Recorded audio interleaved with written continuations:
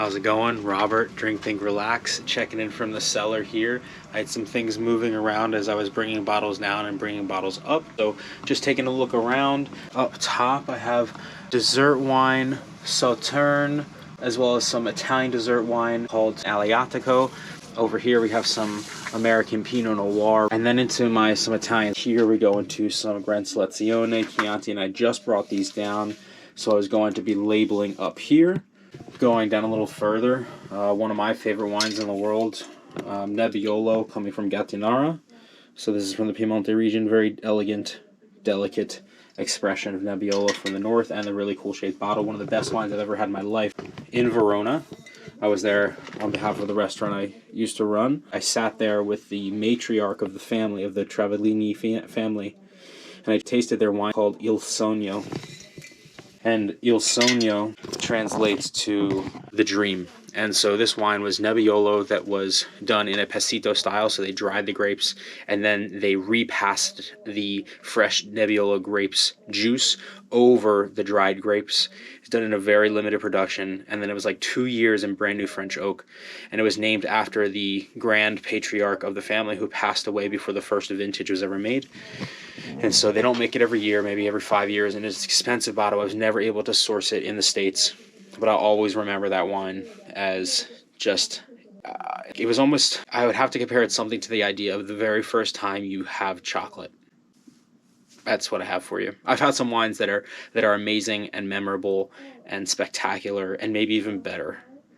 But that wine at that place, served and sat with a one-on-one tasting of the matriarch of the family, was truly like, I can only describe it as like that very first time that you have chocolate. Yeah, that's pretty much it. So moving on from there, I have some white wines. Magnum of Chablis, Chardonnay. Editing room Robert here. Just wanted to touch base about this Chardonnay because it actually is pretty cool. Monopole on the label, as you can see in the video down in the cellar, denotes that this wine's grape grower is the same person who vinifies it, is the same person who bottles and sells it. So not so common. You have a lot of vintners don't necessarily have their own vineyard, but are buying grapes. And then you also have a lot of farmers that don't go through the process of vinifying and bottling the wine and taking it to market. Cheers. From France, this is an old bottle of Moscato coming from southern Italy, and some Riesling and Gewürztraminer. Now this is where it gets fun. So this Valpolicella, one of the most rich Valpolicellas I've ever had, and these two were recent pickups. So this Amarone was in an auction, as you can see there, 1985, as well as 2004 Amarone. So what I'm going to try and do, those are about 19 years apart.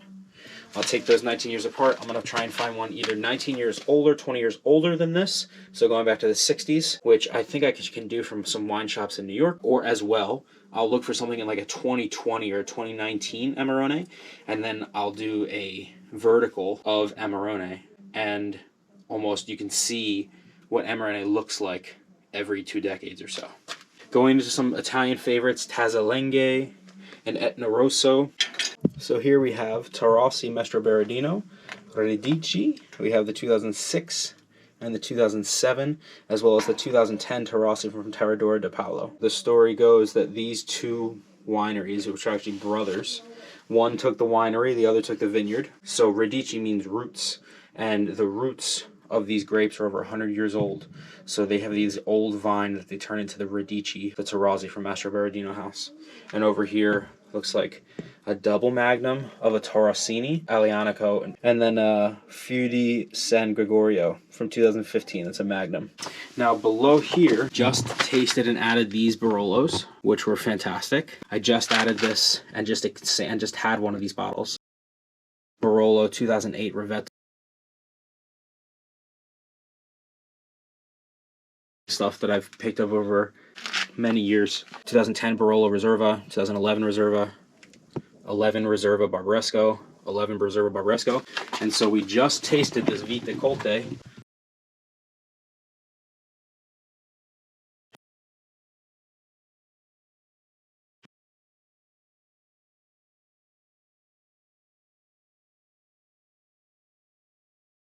So when I talk about a vertical, that means that I have two wines from a specific tasting category or vineyard or appellation that I can taste next to each other to see the progression of the wine over that time. So I have a few of 2019 Barbaresco, and then I have 2013 Magnum of Barbaresco from the same hillside vineyard, La Casa Inquilina.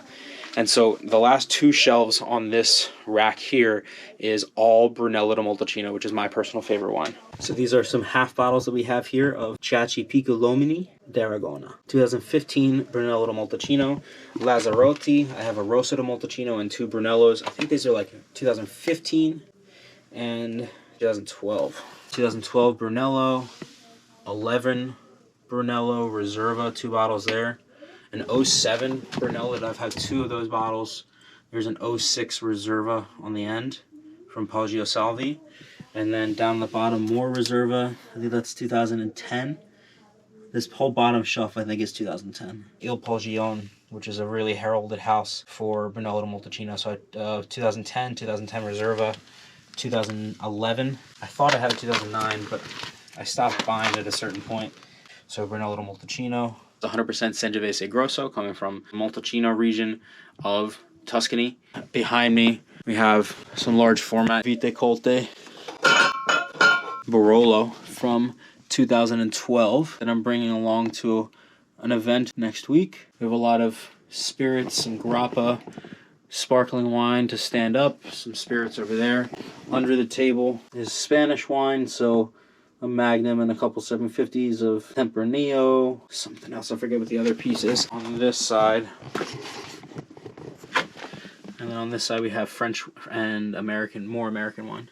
But anyway, that is effectively the cellar tour. I'm going to finish marking up this quick thing here and then try and go edit this video, I suppose. Thanks for hanging in. Oh, I guess these crazy dessert wines. 1974 Tawny Port. Solera with Pedro Jimenez going back to 1927. So Solera means they filled one barrel and then they used that barrel to fill two barrels and then used that to fill three barrels and then continued to fill the first barrel.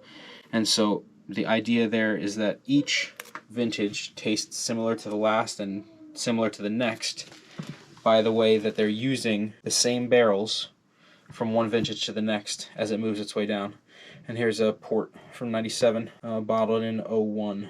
So yeah, that's some cool stuff down here. If there's things that you saw down here that you want to see perhaps tasted, we can do that. You know, I think the next tasting that I was thinking about doing was some white wine, probably, or perhaps some oddball Italian stuff. Things like Ruque and Sagrantino, a Sangiovese Rosé, or I could do sparkling wines. I could also do some stuff for the Finger Lakes. I just got back from there. My wife and I took a trip.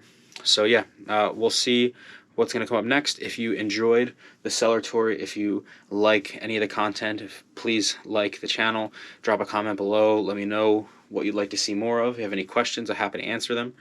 And perhaps if you're local, I may start setting up some tastings on some regular manner. So until next time, thanks for watching. Be well. Cheers.